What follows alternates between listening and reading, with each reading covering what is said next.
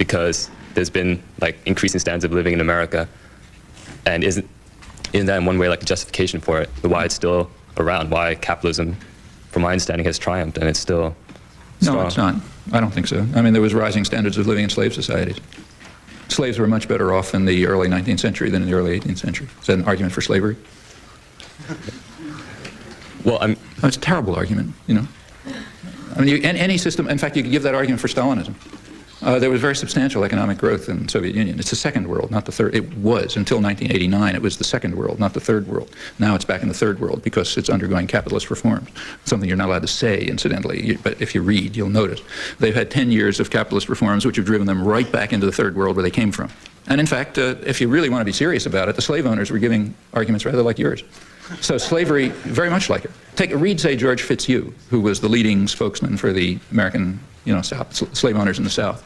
At the time when it was becoming a serious issue, like around the 1840s, he had pretty powerful arguments in favor of slavery.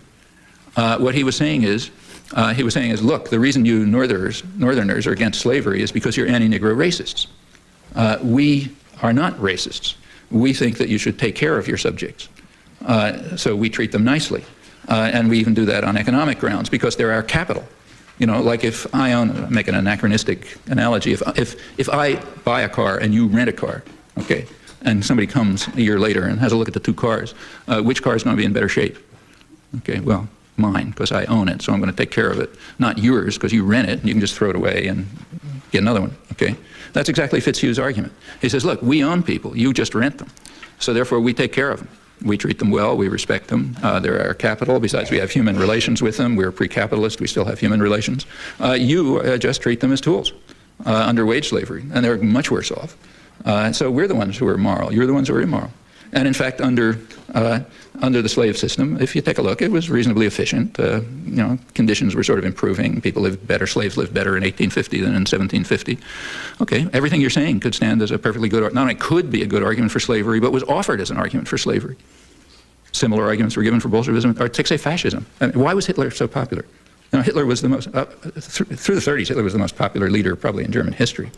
Well, the reason is he carried out a social revolution. People were living a lot better. I mean, like not everybody, not Jews, for example, but Germans were living a lot better. It was very successful. Hitler either understood or figured out, or his advisors did, that large-scale state expenditures could rescue a morbid capital economy from destruction. Pretty much what American business learned during the Second World War. And he was doing it, and it was the economy was booming, people were better off, and so on. Is that an argument for fascism? No.